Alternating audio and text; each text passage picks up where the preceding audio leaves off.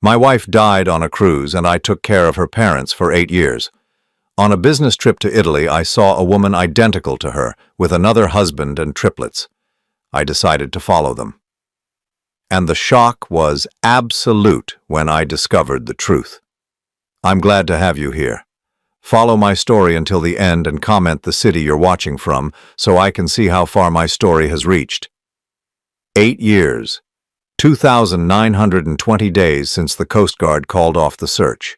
Since they handed me Carrie's purse, waterlogged and empty, pulled from the wreckage of Deck 7. Since I became a widower at 55, inheriting not just grief but a promise I never thought I'd have to keep. The morning routine never changes. 6:30 sharp. I unlock the front door of the house that still smells like her perfume in unexpected corners. Eleanor sits in her wheelchair by the kitchen window staring at nothing, her fingers working the hem of a blanket that's been washed so many times it's lost all color. She's 78 now, though some days she thinks she's 25 and waiting for her daughter to come home from nursing school. "Carrie's coming today, isn't she?" Eleanor asks, her voice thin as tissue paper. "She promised to bring those cookies I like." I pour her morning pills into my palm. 12 different medications, 4 times a day. The pharmacy bill alone runs $800 monthly, even with Medicare. "Maybe later, Eleanor. Let's focus on breakfast first." Frank shuffles in from the bedroom, his walker scraping against the hardwood floors we refinished together back when I thought my biggest problem was choosing between oak and maple. His stroke 2 years ago left him confused about time, but crystal clear about his resentment. He knows I'm not his son-in-law anymore. I'm just the man who stayed. "You don't have to be here," he tells me every morning, the same script. "We can manage." They can't. Frank can barely dress himself, and Eleanor forgot how to work the stove 6 months ago. But I nod and help him into his chair, the same chair where Carrie used to curl up reading medical journals, planning our retirement. We were going to travel, see the northern lights, buy a cabin in Vermont. Instead, I measure out insulin and count pills and pretend not to notice when Eleanor calls me by her late husband's name. The house feels smaller every day. I sold my place 3 years ago when the medical bills started crushing them. Moved into Carrie's childhood bedroom, sleeping under posters of horses and movie stars she'd outgrown decades before she died. The mortgage here runs $2,000 a month, money I earn working part-time at the hardware store, a job that pays barely enough to cover groceries and gas. Our old friends stopped visiting after the 2nd year, hard to blame them. What do you say to a man caring for his dead wife's parents? How long is grief supposed to last before it becomes something else? Something unhealthy? I'm loading the dishwasher when I find Eleanor's pill organizer empty. She's supposed to take her heart medication with breakfast, but the little Tuesday compartment gapes open. I check the floor, the table, under her chair. Nothing. "Eleanor, did you take your pills already?" She looks at me with those cloudy blue eyes that were once sharp enough to spot a lie from 3 rooms away. "What pills? I don't take pills. I'm not sick." This is how it happens now. Memory slots closing one by one until eventually she won't remember Carrie at all. Won't remember why a strange man brings her breakfast and sorts her medications and sits with her during the long afternoons when Frank naps and the house settles into silence so complete it feels like being buried alive. I find the pills scattered behind her wheelchair. She must have tried to take them herself and dropped the organizer. I gather them carefully, checking each one against the pharmacy labels. The blood thinner looks different than usual, smaller. I make a note to call Dr. Martinez. By noon, Frank is agitated. He wants to drive to the bank, something about checking on investments that were liquidated years ago to pay for Eleanor's specialist. I explain again that his license was revoked, that I handle the finances now, that the money he's worried about went to keeping them in their own home instead of a facility. "You're stealing from us," he says, not for the first time. "Carrie never trusted you with money." The accusation hits the same nerve it always does. Carrie never trusted me with anything important, never included me in decisions about her parents' care, their finances, their futures. She handled everything, controlled everything, and then disappeared into the Atlantic Ocean, leaving me with a promise I'd made half asleep on a random Tuesday morning. "If anything happens to me, you'll take care of them, won't you?" she'd said, not looking up from her medical journal. "They have no one else." I'd agreed without thinking, the way you agree when someone asks if you'd die for them. Of course you would. But living for them day after day, year after year, watching them fade while your own life disappears, that's different. That's harder. The phone rings. Dr. Martinez's office, confirming Eleanor's appointment next week.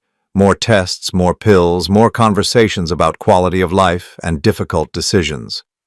I schedule the appointment and add it to the calendar that's become my Bible, every square filled with medical visits and pharmacy runs and social worker check-ins. After lunch, I sit at the kitchen table with the bills spread in front of me like evidence of failure. The mortgage payment is due in 6 days. The electric bill is overdue. Frank's physical therapy costs $150 per session, twice a week, because insurance decided he's improved enough to cut coverage. I open the bank statement with the same sick anticipation I've felt for years. Checking account balance, $1,437. Savings account, 0. Carrie had a life insurance policy through the hospital where she worked. $200,000 that should have solved everything, but the insurance company fought the claim for 3 years, saying there wasn't enough evidence of death. No body, no conclusive proof she didn't stage her own disappearance. By the time they finally paid, the legal fees and accumulated debt had devoured most of it. I close the statement and lean back in the chair that's seen 25 years of family dinners, birthday celebrations, Christmas mornings. Carrie's chair, still positioned at the perfect angle to see both the stove and whoever's coming through the front door. She was always watching, always managing, always 3 steps ahead of everyone else. In the afternoon quiet, with Eleanor dozing and Frank muttering at the television, I allow myself 5 minutes of dangerous thinking. What if I hadn't made that promise? What if I'd helped them find a good facility and kept my own life? What if I'd honored Carrie's memory without sacrificing my future? But then Eleanor wakes up crying, confused about where she is, calling for her daughter, and I go to her like I always do because that's who I am. The man who stays. The man who keeps promises even when they're killing him slowly, one day at a time. The mail brings another piece of the past today. A thick envelope from a law firm in Boston with my name typed in formal letters that make my stomach clench. Inside, documents about the estate of someone I've never heard of. Theodore Cromwell, apparently my late uncle on my mother's side.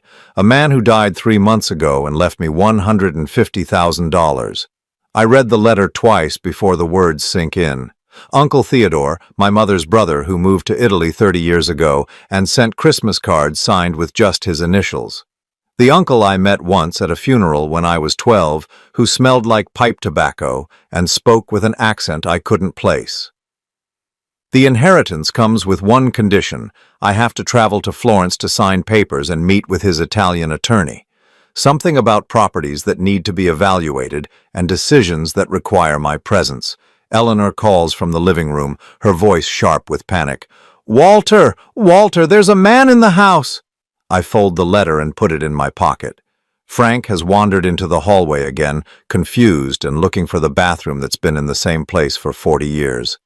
I guide him back, reset Eleanor's anxiety with gentle words and her afternoon medication, and return to the kitchen where the inheritance letter waits like a door I'm afraid to open. $150,000, enough to secure Eleanor and Frank's care for years, enough to give me a chance at something resembling a life.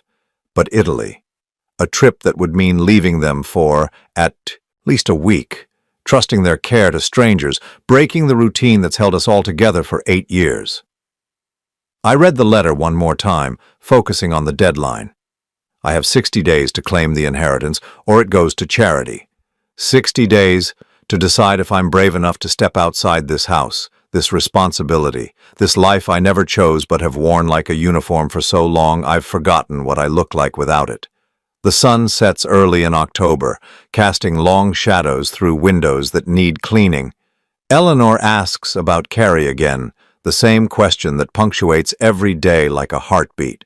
Frank falls asleep in his chair, his breathing rough and labored, and I sit at the kitchen table staring at documents that promise freedom I'm not sure I remember how to use. Tomorrow I'll call the lawyer in Florence. I'll ask about timing, about how long I'd need to stay, about whether this impossible gift might finally be the answer to prayers I stopped believing anyone was listening to. Tonight, though, I fold the letter carefully and put it in the drawer with all the other papers that document our slow decline. Next to Carrie's death certificate, her insurance papers, the medical bills that never stop coming. 8 years of faithful service, 8 years of putting her parents first, honoring her memory, keeping a promise that's cost me everything I thought I wanted. Maybe it's time to find out what I want now. The flight to Florence takes 14 hours with a connection in Frankfurt. 14 hours of recycled air and airline coffee, reading the same magazine page 12 times while my mind spins through everything that could go wrong back home. I've left Eleanor and Frank with Martha Henley, a retired nurse who costs $150 a day, but came highly recommended by their doctor.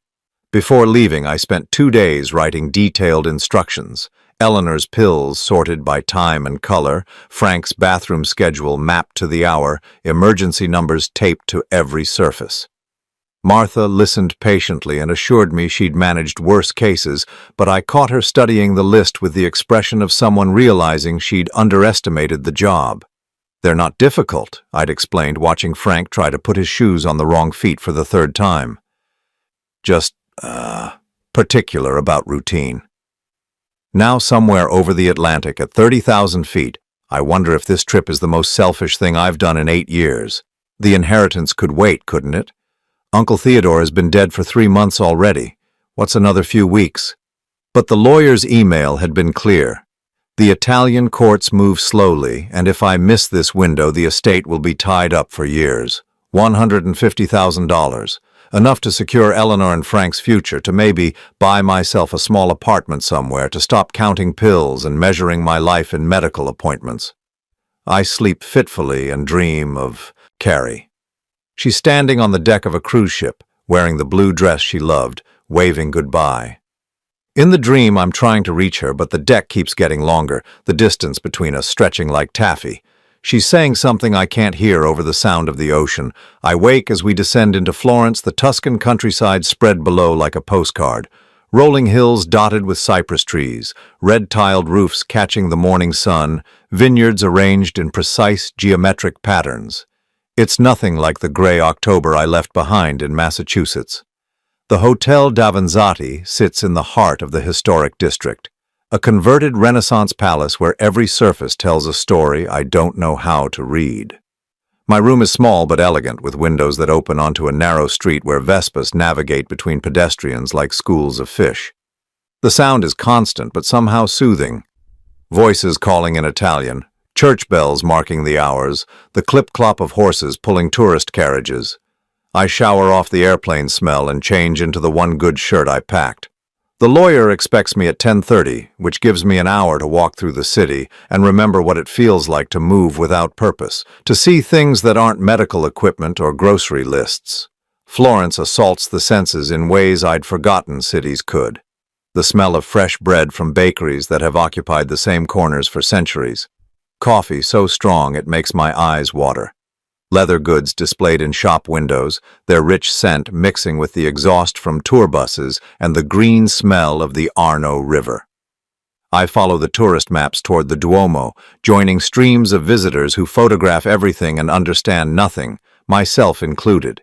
The cathedral's facade is intricate beyond comprehension, every inch carved with figures and patterns that seem to shift when I'm not looking directly at them. It's beautiful and overwhelming and completely foreign to my world of pill organizers and medical appointments. That's when I see her. She's standing near the fountain, maybe 50 yards away, laughing at something one of 3 small children has done. The sound carries over the crowd noise, clear and familiar as my own heartbeat. I know that laugh. I've been hearing it in my dreams for 8 years. My legs stop working. People flow around me like water around a stone, chattering in languages I don't recognize. But I can't move, can't breathe, can't process what I'm seeing. It's Carrie, not someone who looks like her, not a trick of light or wishful thinking or grief-induced hallucination. It's Carrie, my wife, standing in the Italian sunshine playing with 3 children who look exactly like her, while a tall man with graying temples watches with the expression of someone completely, utterly happy. She's wearing clothes I've never seen, expensive-looking things that fit her perfectly. Her hair is shorter, styled differently, but it catches the light the same way it did when she was 25, and we were planning a future that ended in the North Atlantic. She moves with the same quick grace, gestures with her hands when she talks, tilts her head when one of the children demands her attention. The man beside her, dark hair, athletic build, probably my age, puts his arm around her shoulders with casual ownership. She leans into him like it's natural, like she's been doing it for years. One of the children, a little girl with Carrie's nose and chin, tugs at her dress and points at the pigeons. Carrie bends down, scoops the child up, spins her around until they're both dizzy.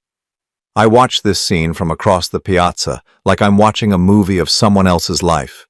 The man who looks like a husband, the children who look like his children, the woman who looks exactly like my dead wife, living a life I never knew existed.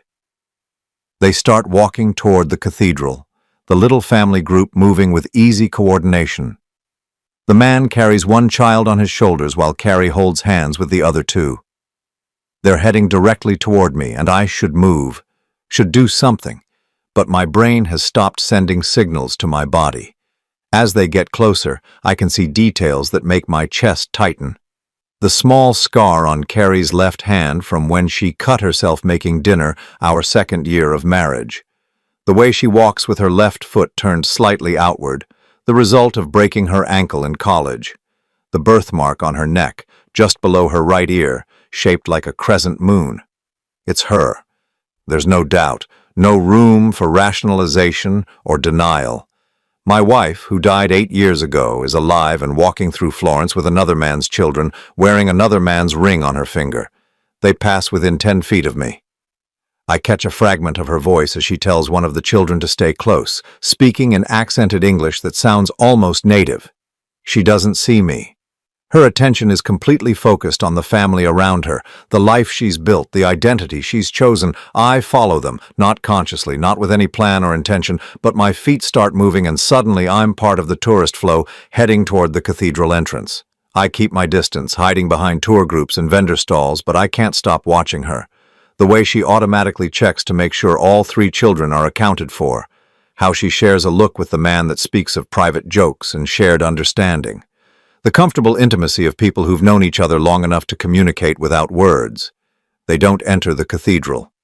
Instead, they turn down a side street lined with gelato shops and souvenir stands. The man buys ice cream for everyone, and they sit at a small table outside a cafe while the children make sticky messes and demand napkins. Carrie wipes faces and mediates disputes and looks for all the world like a mother who's been doing this job for years. I position myself at a newspaper stand across the street, pretending to browse headlines in Italian while keeping them in my peripheral vision. My hands are shaking so badly I can't hold the pages steady. The man's phone rings. He answers in rapid Italian, his expression shifting from relaxed to concerned. Work crisis by the look of it. He speaks to Carrie in English now, something about needing to handle a problem at the office. She nods, tells him to go, gestures to the children with the universal language of, "I've got this." He kisses her goodbye. Not a quick peck, but the kind of kiss that belongs to people who still like each other after years of marriage. She watches him walk away with an expression I recognize, but have never seen directed at me. Pure, uncomplicated love. I buy a newspaper I can't read and sit at a cafe table with a view of theirs. Order espresso I don't want and try to look like a tourist taking a break instead of a man whose entire understanding of reality has just been detonated. Carrie is 30 yards away, alive and beautiful and completely absorbed in a life that has nothing to do with me. She's forgotten I exist, forgotten Eleanor and Frank exist, forgotten the promises she made and the responsibilities she left behind. While I've spent 8 years maintaining her parents' medications and mortgage payments, she's been building a new family in a country where no one knows her real name. One of the children, a boy with her eyes and stubborn chin, drops his gelato on the ground and starts to cry. Carrie doesn't get frustrated or annoyed. She simply orders another one, cleans up the mess, and distracts him with a game involving counting pigeons. The scene is so normal, so maternal, so completely at odds with the woman I thought I knew. My Carrie never wanted children. We tried for years, went through fertility treatments that emptied our savings and left her exhausted and bitter. She blamed me, blamed her body, blamed the universe for denying her the one thing she wanted most. After the 5th miscarriage, she stopped talking about it entirely, threw herself into her nursing career and became someone who took care of other people's families instead of building her own. But here she is, mothering 3 children who call her Mama in accented English, who compete for her attention and cuddle against her when they're tired. Children who look enough like her to be hers, who are young enough to have been born after she died. I take out my phone and aim it toward their table, pretending to photograph the cathedral in the background. Through the zoom lens, I can see her face clearly for the first time in 8 years. She looks younger somehow, despite the passage of time. Relaxed in a way I never saw during our marriage, the lines of constant stress that had started appearing around her eyes in her 40s are gone, replaced by laugh lines and the kind of glow that comes from being deeply, genuinely happy. The children finish their gelato and start getting restless. Carrie checks her watch, an expensive-looking thing I don't recognize, and starts gathering their belongings. They're leaving, and I haven't decided what to do with this impossible information. I could approach her now, walk across the street, say her name, watch her face, as she realizes her old life has found her new one. But what then? What do you say to a woman who let you believe she was dead? How do you ask someone why they chose to orphan their parents and abandon their spouse for a fresh start in Tuscany? Instead, I follow them again. They walk through narrow streets that smell like garlic and wine, past shops selling handmade paper and leather goods, until they reach a small parking area where a dark blue Mercedes waits. Carrie loads the children into car seats with practiced efficiency while they chatter about their day, switching between English and Italian like children who've grown up bilingual. Before getting into the driver's seat, she takes a long look around the piazza. For one heart-stopping moment, her eyes sweep past me, and I think she's seen me, recognized me, that this impossible reunion is about to become real. But her gaze moves on without stopping, and she gets into the car like nothing has happened. I watch the Mercedes disappear into Florence traffic, carrying my supposedly dead wife and her secret family toward a life I know nothing about. I sit on a bench in the empty piazza for a long time after they're gone, trying to make sense of what I've witnessed. The woman I've grieved for 8 years isn't dead. She's living 10 minutes from where I'm supposed to sign inheritance papers, raising children who have never heard of Eleanor or Frank or the man who promised to take care of them forever. My phone buzzes with a text from Martha. Eleanor asking for you. Frank had small incident, but fine now. When coming home?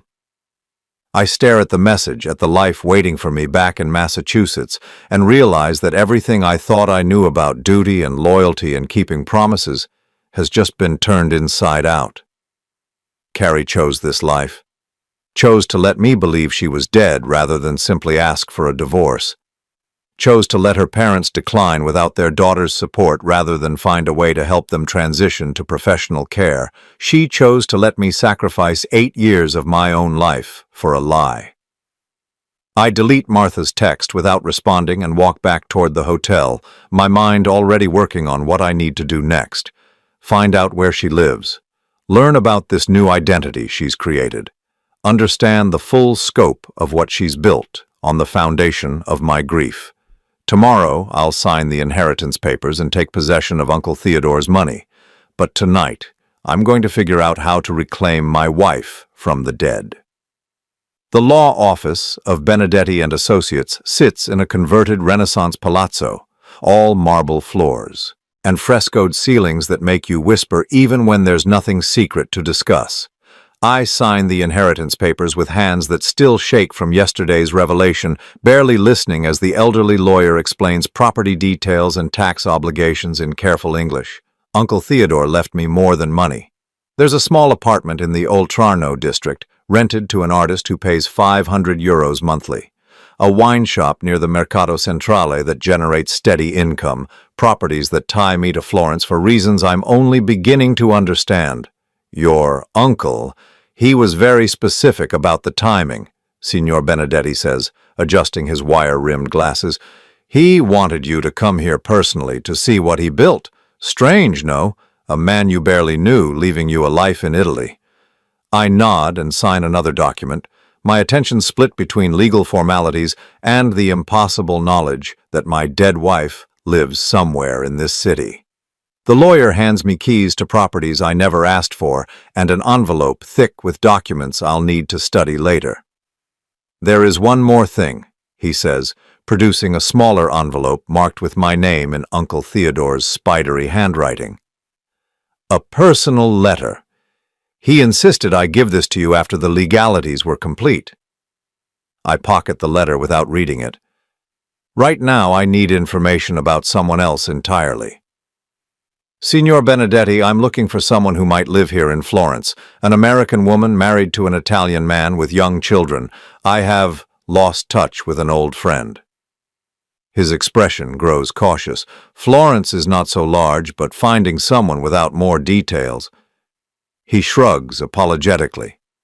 I describe the man I saw with Carrie. Tall, graying hair, expensive clothes, the kind of bearing that suggests professional success.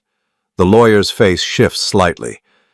This sounds perhaps like someone in business, yes? The American community here, it is small but well-connected. There is a private investigator I sometimes recommend for delicate family matters. Giulia Rossi, very professional, very discreet. He writes down a name and phone number on expensive letterhead.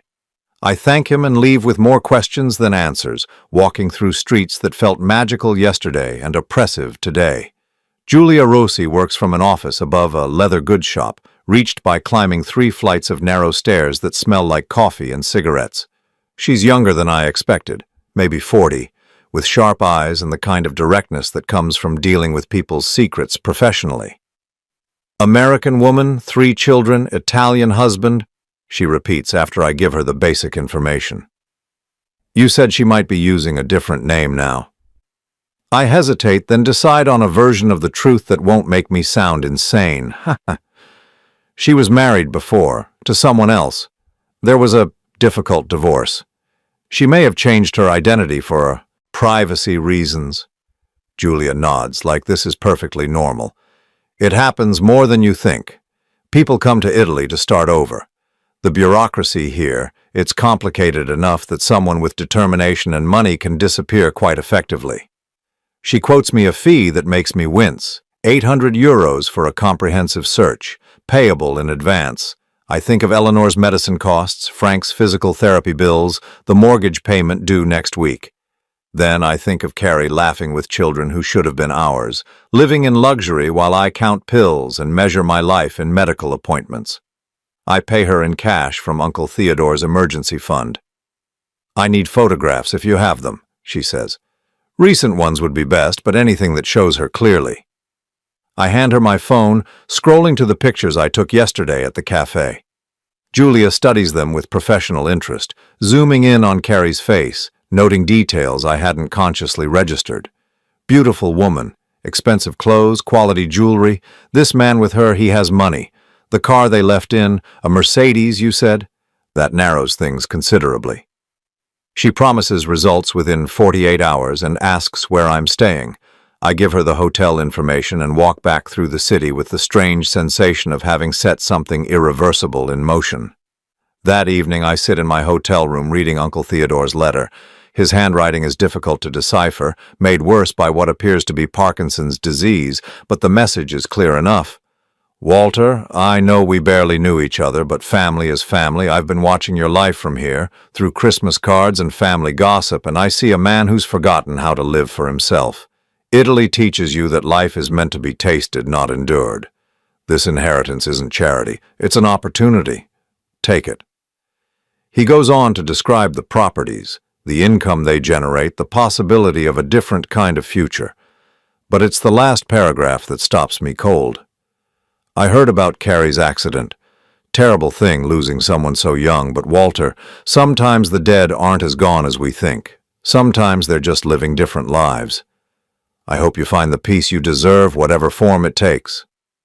I read that paragraph 3 times, trying to decode what he might have known or suspected. Uncle Theodore died 3 months ago. The will was written 2 years before that. Did he somehow know Carrie was alive? Or is this just the rambling philosophy of an old man who'd seen enough of life to know its secrets? My phone buzzes with a text from Martha. Eleanor had good day. Frank asking when you come home. All fine, but they miss routine. I stare at the message for a long time before typing back. Few more days. Thank you for everything. The next morning brings rain. The kind of steady drizzle that turns Florence's ancient stones slippery and treacherous. I walks, anyway, needing movement to quiet the questions circling in my head like vultures. 8 years of grief, 8 years of sacrifice, 8 years of believing I was honoring her memory while she was building a new life 6,400 miles away.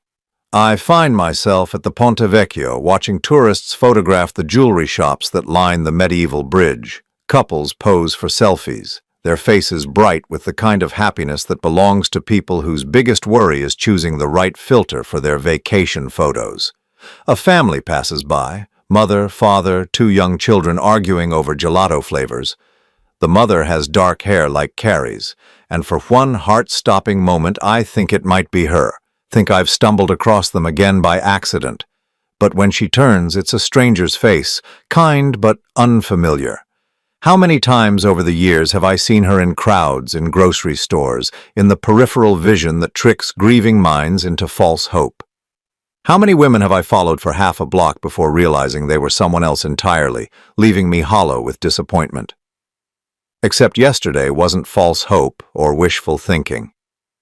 Yesterday was real. Julia calls that afternoon with the efficiency of someone who takes pride in delivering results quickly. I found them, she says without preamble. Maria Elena Rossi, that's the name she's using now, married to Lorenzo Benedetti, a successful architect. They live in a villa in the hills above Fiesole, quite exclusive. The children are triplets, born 6 years ago, according to public records. My legs give out and I sit heavily on the hotel room's narrow bed. Triplets. Born 6 years ago, 2 years after Carrie supposedly drowned. Children she conceived and carried and delivered while I was learning to manage Eleanor's medications and Frank's physical therapy schedule. The marriage license was filed 7 years ago, Julia continues, but there are some irregularities in her documentation. The birth certificate showing her as Maria Elena Rossi appears to be authentic, but it was issued only 8 years ago, replacing documents that were supposedly lost in a fire. Very convenient. What about before that? Her life in America? Nothing official. If Maria Elena Rossi existed before 8 years ago, she left no paper trail. It's as if she materialized fully formed with a new identity and a romantic history with Lorenzo Benedetti. 8 years ago. The exact timeline of Carrie's death. The woman who drowned in the North Atlantic was reborn in Tuscany with a new name, a new husband, and a fertility she'd never had with me. There's something else, Julia says. I've been asking discreet questions in their neighborhood. The story is that Maria Elena was a nurse who met Lorenzo when he was recovering from a skiing accident. She saved his life. They fell in love. Classic romance. But the details are vague and no one seems to know where exactly this happened. Skiing accident. I remember Carrie's nursing skills, how capable she was in medical emergencies, how she'd always known exactly what to do when someone was hurt or sick. She'd have been the perfect person to care for an injured, wealthy man in a foreign country. Do you want me to continue digging? Julia asks. I can find out more about Lorenzo's business, their financial situation, where exactly they met. Yes, I say, my voice stronger than I feel. Everything you can find. After she hangs up, I sit in the growing darkness of my hotel room, processing what I've learned. Carrie didn't just survive that cruise ship accident, she planned it. Created a new identity, established a new history, found a new husband, and had the children she'd always claimed she couldn't have. while I spent 8 years thinking I was honoring her memory. I call Martha to check on Eleanor and Frank. Everything is fine, she reports, but Eleanor is becoming more confused about where I am. She keeps asking when Carrie is coming home. She had a moment of clarity yesterday, Martha explains. Asked me directly if Carrie was really dead or just gone. I didn't know what to say. Eleanor, with her failing mind and fading memory, has stumbled closer to the truth than any of us realized. That night I lie awake listening to Florence's nocturnal sounds, moped engines echoing off narrow walls, voices calling in Italian from apartments whose windows stay open to catch any breeze, church bells marking hours that feel endless.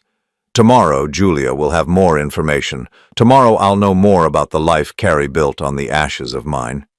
But tonight I'm still just a man whose dead wife turned out to be living a better life without him. The rain stops sometime before dawn, leaving the air clean and sharp with the promise of sunlight. I order coffee from room service and sit by the window watching Florence wake up. Shopkeepers rolling up metal shutters, delivery trucks navigating streets designed for horses and carriages, early tourists consulting maps and guidebooks. Somewhere in those hills beyond the city, Carrie is probably making breakfast for children who call her Mama, getting them ready for school or daycare, living the domestic life she claimed to want but never achieved with me. Lorenzo is probably reading the financial pages over espresso, planning his day of architectural consultations, secure in the knowledge that his wife loves him completely. Neither of them knows that their carefully constructed new world is about to collide with the old one they thought they'd left behind forever. My phone rings. Julia again, calling earlier than expected. I have the address, she says. Villa Benedetti, number 47, Via della Colline. Very private road, very exclusive neighborhood. But Walter, there's something you should know before you decide what to do with this information. What? Lorenzo's business is in trouble. Serious financial problems, according to my sources. The kind that might make someone desperate enough to do things they normally wouldn't consider. What kind of things? The kind that require access to money from previous lives. I understand immediately. Carrie has something Lorenzo needs, access to funds from her old identity, her American life, the insurance money and inheritance she might still have legal claim to. Are you saying she might be planning to come back, to resurface? I'm saying desperate people make unpredictable choices, and if Lorenzo's business fails, your Maria Elena might need to remember how to be Carrie again. After she hangs up, I dress carefully and walk through Florence one more time as a tourist, a man with nothing more complicated to worry about than choosing between museums and restaurants. Tomorrow, I'll have to decide what to do with the knowledge I've gained, how to use the information Julia has provided, whether to confront Carrie directly or find another way to reclaim the 8 years she stole from me. But today, I'm going to look at the city she chose over the life we'd built together. I'm going to understand what was so appealing about this place that it was worth faking her own death to have it. By evening, I think I understand. Florence is a city where reinvention feels not just possible, but inevitable. Every street corner holds centuries of stories, layers of history where new identities have been built on the foundations of old ones for 1,000 years. It's the perfect place to become someone else entirely. The perfect place to forget you were ever someone's wife. Villa Benedetti sits on a winding road that climbs through olive groves and cypress trees. The kind of approach that gives you time to change your mind with every curve.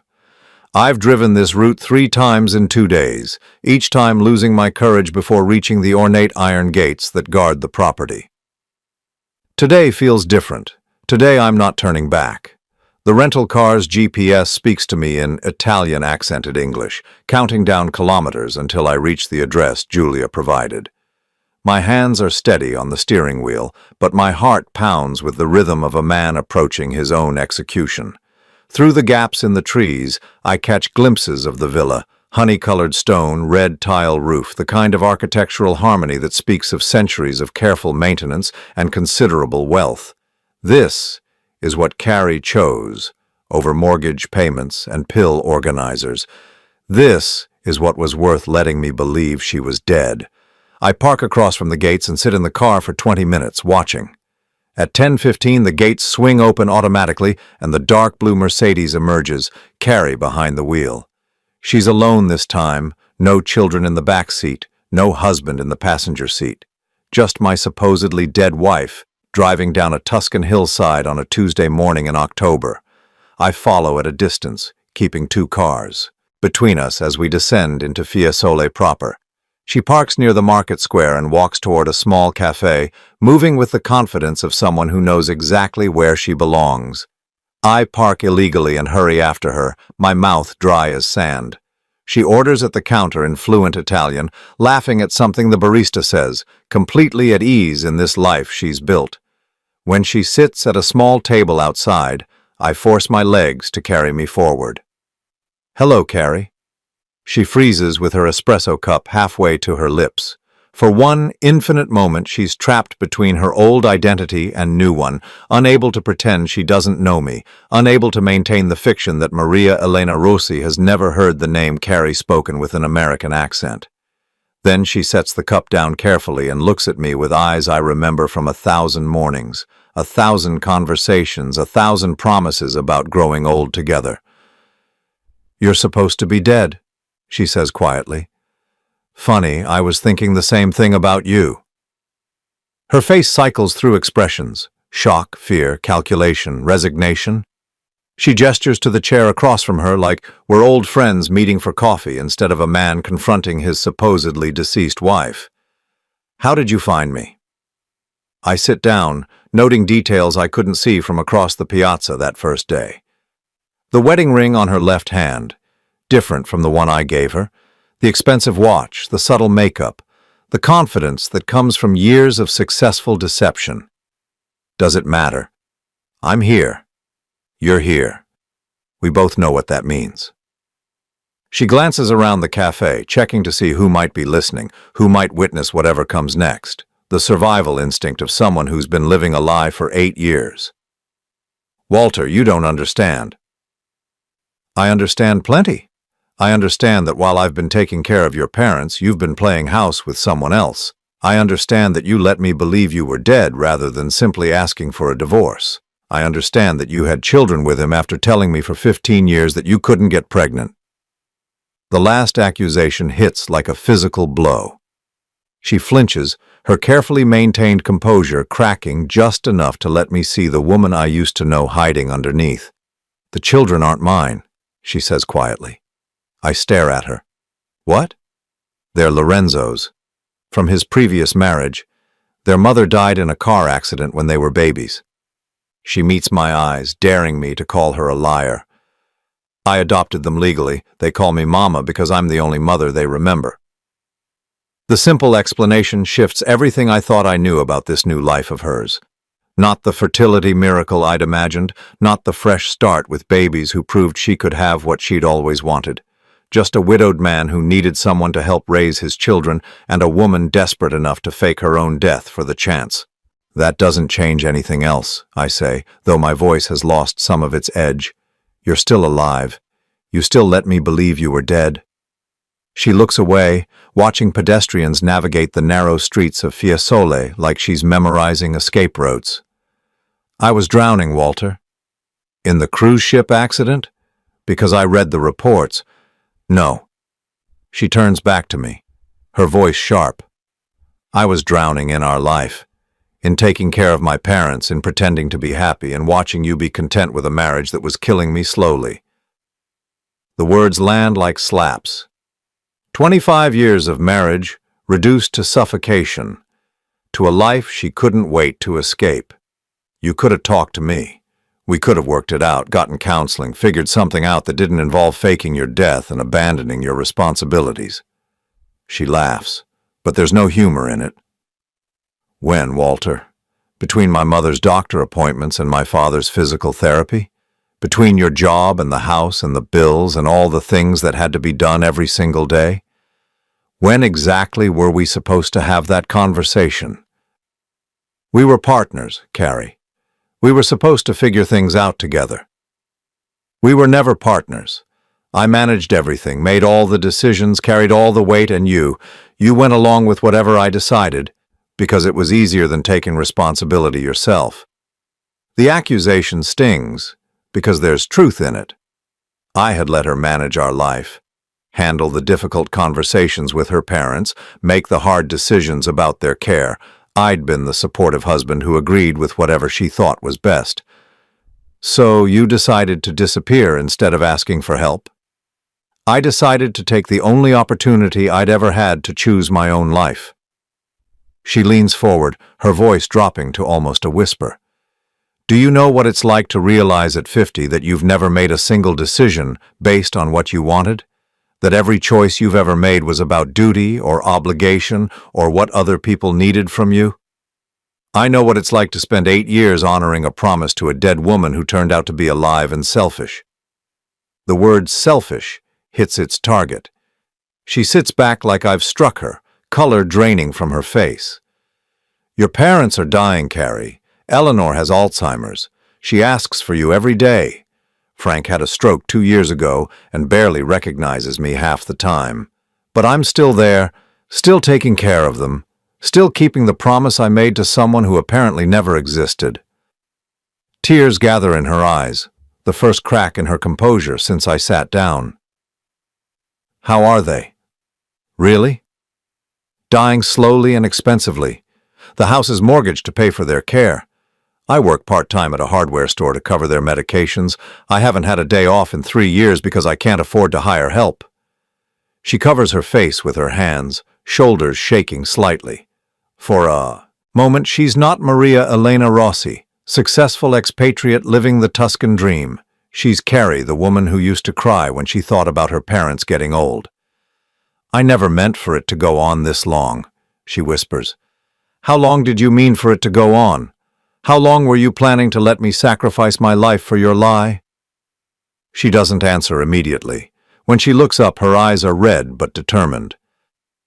I met Lorenzo on the cruise. He was traveling with friends, recovering from his wife's death. We talked one night, just talked, but it was the first real conversation I'd had with a man in years. The first time someone saw me as something other than a daughter or a wife or a nurse.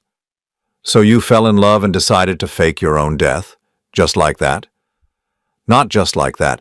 I spent months planning it, getting the documentation, setting up accounts, making sure everything would work. She pauses, seeming to realize how calculated that sounds. The accident part was real, Walter. There really was an emergency on the ship, but instead of trying to help, I jumped. The simple confession hangs between us like a bomb waiting to explode. She jumped, abandoned ship while other people were dying, used their tragedy as cover for her disappearance. People died in that accident, Carrie. I know. I think about it every day. Her voice is barely audible. But I was already dead, Walter. Had been for years. I was just making it official. While I was making it real. 8 years of grief, 8 years of guilt, 8 years of believing I should have somehow saved you. I never asked you to grieve for me. The casual cruelty of the statement takes my breath away. You didn't ask me not to either. You let me believe you were dead. You let your parents believe their daughter was gone forever. And what was I supposed to do? Come back and explain that I'd rather be dead than live the life I had? Destroy Lorenzo's happiness and the children's stability just so you could feel better about your choices? My choices! I lean forward, anger finally overriding shock. What choices did I have? You disappeared and left me with all the responsibilities. You made the choice to leave, and I had to live with the consequences. You could have put them in a facility. You could have moved on, found someone new, built a different life. On what money? With what time? And how exactly was I supposed to move on from my wife's death when I was still taking care of her parents every single day? She has no answer for that. For the first time since I sat down, she looks genuinely ashamed. Lorenzo doesn't know, she says quietly. About you, about my parents, about any of it. He thinks my family is dead, that I had no one before I met him. How convenient. It's not convenient, it's necessary. He's a good man, Walter. He deserves better than the truth about what I did. And I deserve better than 8 years of lies. But here we are.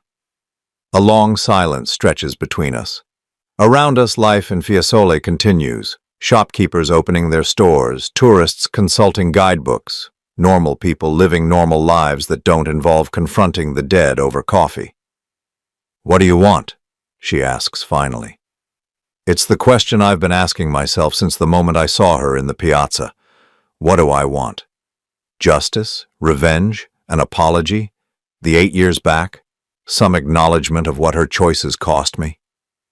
I want you to face what you did. To your parents, to me, to the life you threw away like it meant nothing. And then what? You expose me?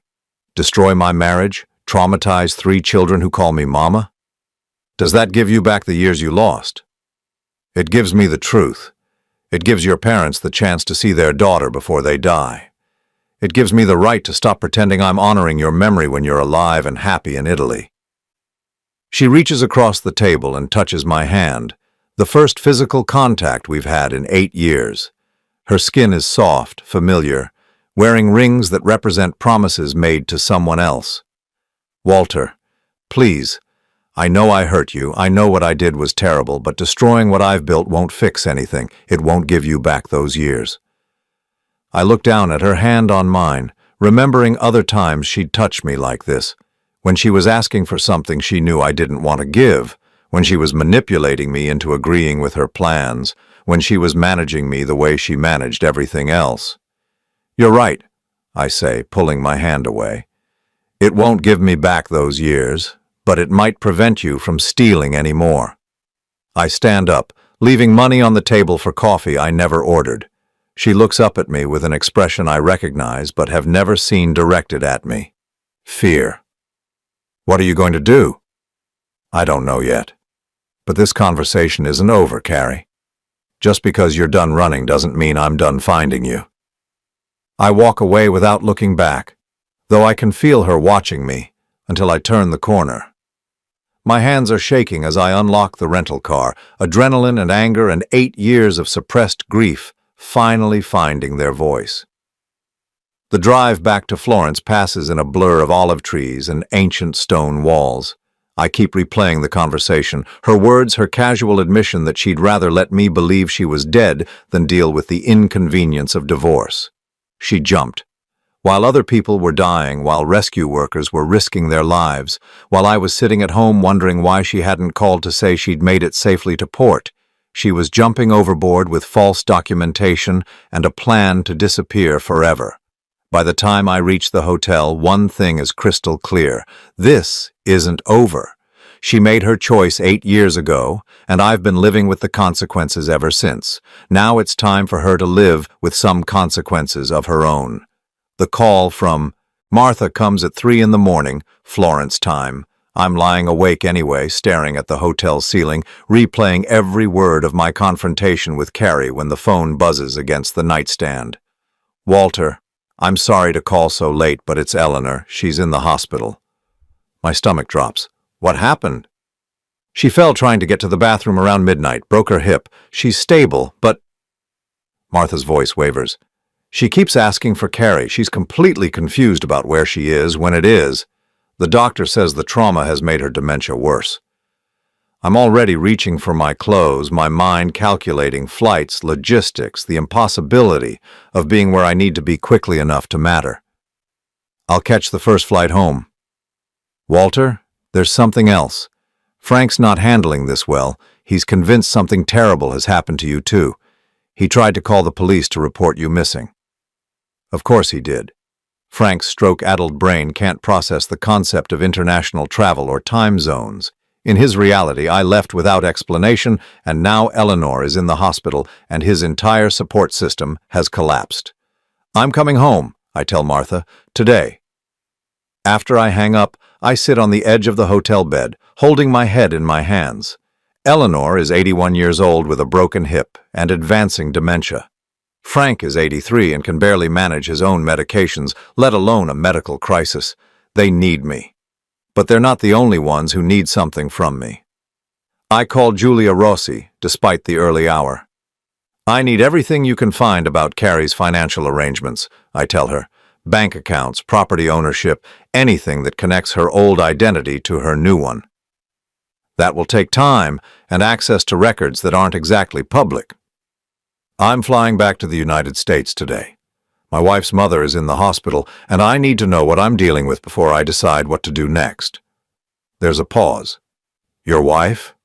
But I thought, my wife, who died 8 years ago, but turned out to be living in Florence under an assumed name. Yes, that wife. Julia is quiet for a moment, processing this information like the professional she is. I'll have something for you within 24 hours. Where should I send it? I give her my email address and hang up, then start packing with the mechanical efficiency of a man whose life has just shifted back into crisis management mode. The inheritance papers go into my carry-on bag, along with Uncle Theodore's letter and the keys to properties I may never see again. The flight home is a blur of airports and delays and recycled air that tastes like regret. I land in Boston 12 hours later to gray October skies and the smell of impending winter. Martha meets me at the hospital, her face drawn with exhaustion. She's sedated right now, she explains as we walk through corridors that smell like disinfectant and despair. The surgery went well, but she's very confused. She thinks it's 1985 and she's waiting for Carrie to graduate nursing school. Eleanor looks impossibly small in the hospital bed, her hips stabilized with pins and screws that will never fully heal at her age. Frank sits beside her, holding her hand and talking softly about things that happened 40 years ago. Walter, he says when he sees me, relief flooding his face. Where have you been? Eleanor's been asking for you. I don't correct his confusion about who Eleanor was asking for. Let him believe she wanted me instead of the daughter who abandoned them both. I'm here now, I tell him. Everything's going to be okay. But nothing is okay, and we all know it. Eleanor's break marks the beginning of the end, the moment when independent living becomes impossible and difficult decisions can no longer be postponed. She'll need round-the-clock care now, supervision, assistance with everything from eating to bathing. That night I sit in their kitchen surrounded by pill organizers and medical bills, calculating costs I can't afford. A nursing facility that can handle Eleanor's needs runs $8,000 monthly. Frank could probably manage at home with part-time care for another few months, but not alone, not with Eleanor in a facility and me working full-time to pay for it. My laptop chimes with an email from Julia. The subject line reads, "What you asked for and what you didn't." Her research is thorough and devastating. Carrie didn't just disappear. She systematically transferred money from joint accounts into offshore holdings weeks before the cruise. Small amounts, never enough to trigger alerts, but totaling nearly $80,000 by the time she died. The life insurance payout I eventually received? Carrie had increased the policy 6 months before the cruise, doubling the coverage and adding provisions that would pay out even in cases where the body was never recovered. But it's the final document that makes my blood run cold. A power of attorney signed by Eleanor 3 years ago when her dementia was still mild, giving Carrie authority over her parents' financial and medical decisions. A document that was never revoked because everyone believed Carrie was dead. Technically, legally, Carrie still has the right to make decisions about her parents' care. I called Julia immediately, despite the 6-hour time difference. How is this possible? How can a dead person have power of attorney? Italian records show Maria Elena Rossi as alive and well, Julia explains. American records show Carrie Holloway as dead but never legally declared incompetent. The power of attorney remains valid until formally revoked or challenged. What does that mean practically? It means if your wife surfaces and claims her parents, she has legal standing to do so. It means she could move them to Italy, put them in facilities there, control their inheritance. The inheritance, Eleanor and Frank's modest savings, the equity in their house, the small life insurance policies they've maintained, maybe $200,000 total, but enough to solve Lorenzo's business problems if Carrie can access it legally. There's more, Julia continues. Lorenzo's architectural firm is in serious trouble. They owe contractors, suppliers, banks. The villa is mortgaged to the ceiling. If he can't find money soon, they'll lose everything. Suddenly, Carrie's presence in Florence makes perfect sense. She's not there permanently. She's positioning herself for a rescue operation, waiting for the right moment to resurface and claim her parents' assets before they die and the inheritance goes to probate. I hang up and stare at the documents spread across the kitchen table. 8 years of sacrifice, of honoring promises, of putting their needs before my own, and she's been planning to swoop in at the end and claim credit for everything. The next morning brings news that forces my hand. Eleanor's doctor wants to discuss care transitions and end-of-life planning. Frank's blood pressure is dangerously elevated, stress-related according to his cardiologist. They both need decisions made, arrangements put in place, family members who can take responsibility for what comes next. Family members like the daughter who supposedly died 8 years ago but has never been legally declared dead. I drive to the lawyer's office with a plan forming in my mind. Not revenge, exactly, but justice. Carrie made her choice to disappear, to build a new life on the foundation of our destroyed one. Now she can live with the consequences. The lawyer, a woman named Patricia Chen who specializes in elder care, listens to my story with the poker face of someone who's heard everything. "You want to have your wife declared legally dead," she summarizes, "even though you now know she's alive. I want to protect her parents from someone who abandoned them 8 years ago and might return to exploit them in their most vulnerable moments." That's not exactly how the legal system works, Mr. Holloway. You can't declare someone dead if you have proof they're alive. Then what can I do?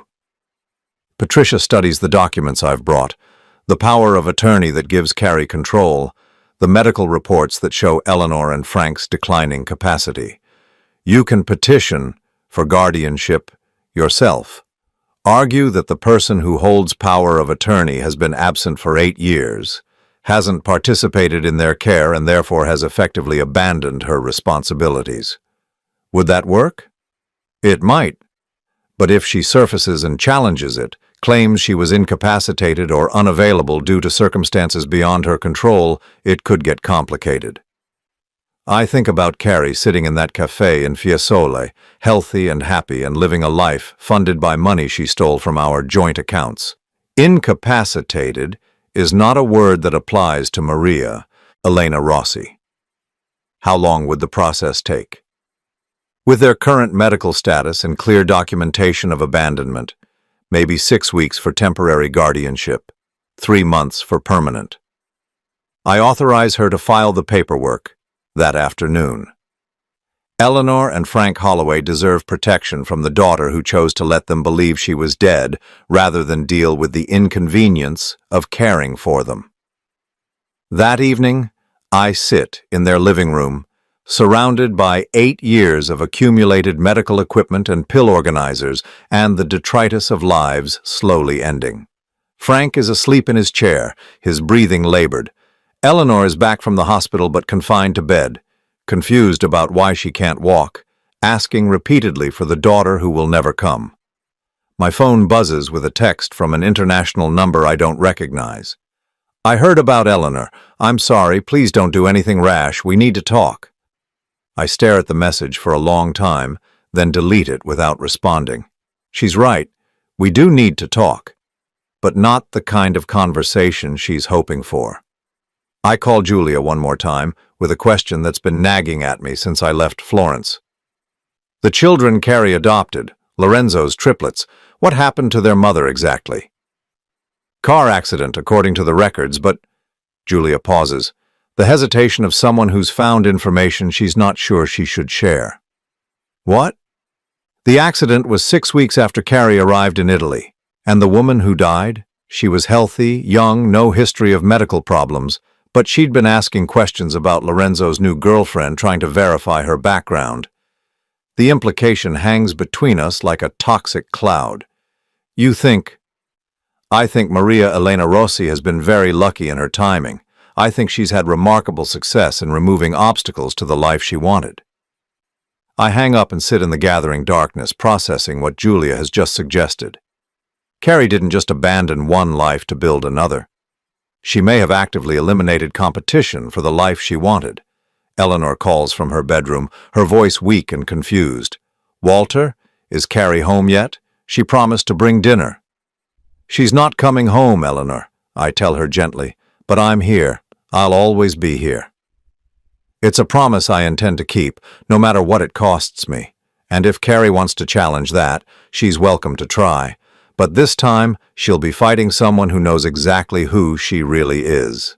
The guardianship hearing is scheduled for a gray December morning when Boston feels like the edge of the world. Eleanor has been in the care facility for 6 weeks now, her broken hip healing slowly while her mind drifts further from shore each day. Frank visits her every afternoon, though she rarely recognizes him anymore. I'm reviewing notes with Patricia Chen in the courthouse hallway when she arrives. Carrie walks through the doors like she owns the building, dressed in expensive clothes that whisper money and confidence. Her hair is perfectly styled, her makeup flawless, and she moves with the assurance of someone who spent 8 years perfecting the art of reinvention. Behind her walks a man I recognize from photographs, Lorenzo Benedetti, tall and distinguished and completely unaware that the woman he married is someone other than who she claims to be. He holds her arm protectively, scanning the courthouse like he's expecting an ambush. "Mrs. Holloway," Patricia murmurs, "I take it that's your supposedly dead wife." "That's her." Carrie sees me, and her step falters for just a moment before she recovers her composure. She says something to Lorenzo in rapid Italian, and he nods, taking a seat on a bench while she approaches us. "Walter."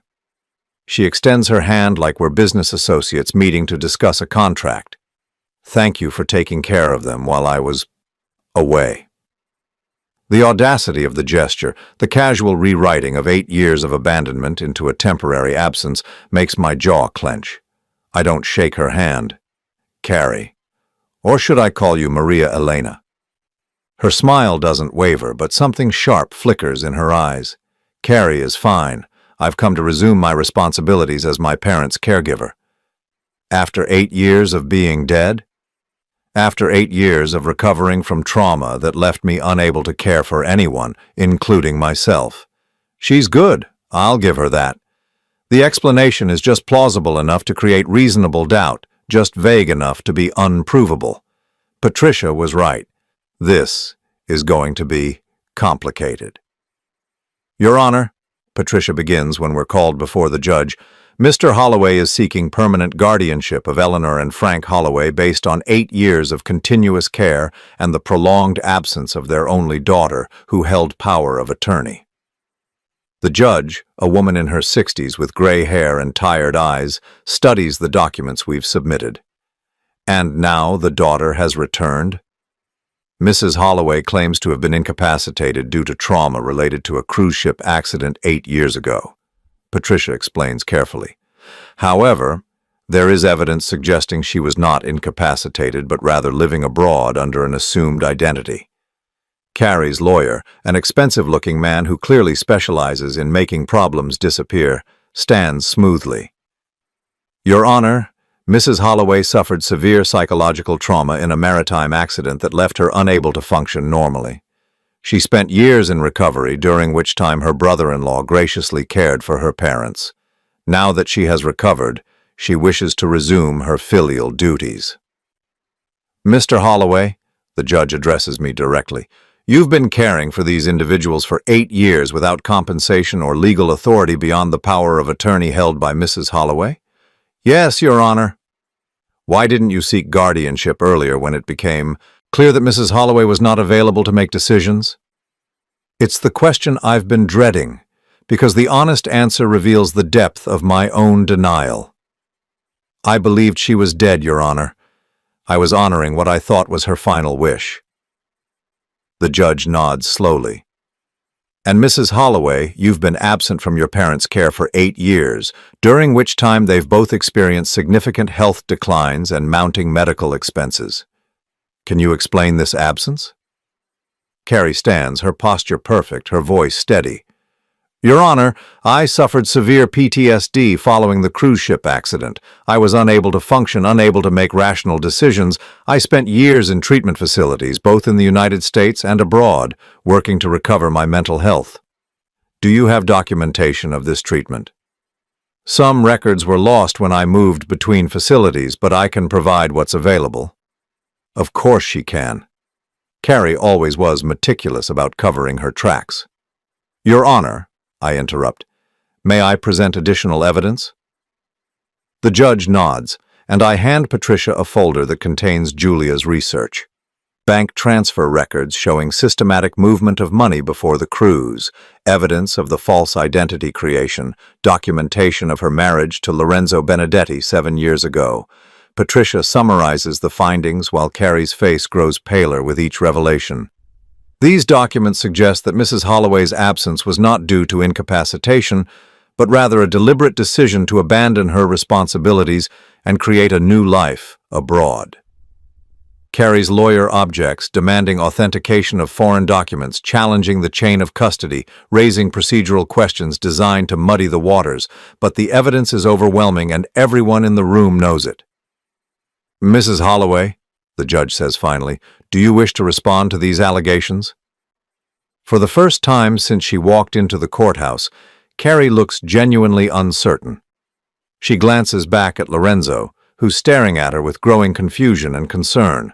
"Your Honor, the trauma affected my judgment. I made decisions I'm not proud of, but I'm ready to take responsibility now. After 8 years of letting your brother-in-law bear the financial and emotional burden of your parents' care, after allowing him to believe you were dead, I never asked him to grieve for me." The words land in the silent courtroom like a slap. The judge's expression hardens. "Mrs. Holloway, you held legal authority over these individuals' care and abandoned that responsibility for 8 years while living abroad under an assumed identity. During that time, Mr. Holloway has provided continuous care at significant personal and financial cost." "Your Honor," Carrie's lawyer tries to interject, but the judge continues. "Furthermore, the evidence suggests that your reappearance coincides with your parents' declining health and the prospect of inheritance decisions. This court finds your motivations suspect." I watch Carrie's carefully constructed facade begin to crumble. Behind her, Lorenzo stands abruptly and walks toward the exit, his face a mask of betrayal and disgust. "Lorenzo, wait," Carrie calls, but he doesn't stop. The judge grants me permanent guardianship 15 minutes later, along with authority to make all medical and financial decisions for Eleanor and Frank. Carrie's power of attorney is formally revoked, and she's ordered to pay restitution for the money transferred from joint accounts before her disappearance. As people file out of the courtroom, Carrie approaches me one last time. "You've destroyed everything," she says quietly. "My marriage, my family, my life." "I didn't destroy anything, Carrie. I just stopped letting you destroy mine." She studies my face for a moment, perhaps looking for some trace of the man who used to agree with everything she decided, who used to let her manage his life along with everyone else's. "What happens now?" she asks. "Now you go back to Italy and explain to 3 children why Mama has to go away. You explain to your husband why you lied about who you were. You live with the consequences of your choices for the first time in 8 years. And you?" I think about Eleanor, who asked for her daughter until the day she stopped asking for anything. About Frank, who still believes Carrie is coming home someday. About the inheritance that will pay for their care and maybe, eventually, allow me to build something resembling a life of my own. I keep the promises I made. I take care of the people who needed taking care of. I do what you should have done." She nods slowly, then turns and walks away without looking back. Through the courthouse windows, I watch her cross the street toward a taxi where Lorenzo waits with his bags already loaded. Even from this distance, I can see the defeat in his posture, the way he doesn't look at her when she gets in the car. 6 months later, I get a letter from Giulia Rossi. Lorenzo divorced Carrie 3 weeks after returning to Italy. The children are living with his sister while he rebuilds his business and his life. Carrie has disappeared again, though whether she's assumed another identity or simply left Italy isn't clear. The letter includes one final piece of information. The life insurance company that fought Carrie's death claim for 3 years has filed charges for insurance fraud. Interpol has issued a warrant for Maria Elena Rossi in connection with financial crimes in multiple countries. It seems Carrie's talent for reinvention finally caught up with her. I'm sitting in the garden of the assisted living facility where Eleanor and Frank now live, reading Julia's letter when Frank shuffles over and sits beside me. He's having one of his good days when the past and present align just enough for conversation. "She's really not coming back, is she?" he asks quietly. I fold the letter and put it in my pocket. "No, Frank, she's not coming back." He nods, unsurprised. I think I always knew. Carrie was never good at staying when things got difficult. We sit in comfortable silence, watching Eleanor in her wheelchair by the fountain. She doesn't recognize either of us anymore, but she seems peaceful, her face turned toward the afternoon sun like a flower following light. "You stayed, though," Frank says. "I stayed." "Thank you for that." It's the first time he's thanked me for anything in 8 years. The words settle in my chest like a weight lifting rather than landing. That evening, I drive to Uncle Theodore's apartment in the North End, the property I inherited and never thought I'd use. It's small but comfortable, with windows that face east toward the harbor. I've been thinking about moving here, starting fresh in a space that isn't filled with medical equipment and memories. The apartment comes furnished with Uncle Theodore's books and photographs, evidence of a life well lived. On the kitchen table, I find a letter he left for me, different from the one the lawyer gave me in Florence. "Walter," it begins in his shaky handwriting, "if you're reading this in the apartment, it means you've decided to stop taking care of everyone else and start taking care of yourself. Good. It's about time." He goes on to explain that he'd been watching my life from a distance, seeing how I'd sacrificed my own happiness to honor obligations that were slowly killing me. The inheritance wasn't just money and property. It was permission to choose myself for once. "Carrie was never worthy of the devotion you gave her," he writes. "I met her once at your wedding, and I could see what she was even then, someone who took everything and gave back only what served her purposes. You deserved better. Walter, you still do." The letter ends with practical advice about the properties, the income they generate, the possibility of a different kind of future. But it's the postscript that makes me smile. The woman who runs the coffee shop downstairs is named Helen. She's a widow, about your age, and she makes the best cannoli in Boston. Ask her about her garden sometime. Trust me on this. I fold the letter carefully and look around the apartment that Uncle Theodore designed as my sanctuary, my escape route, my second chance.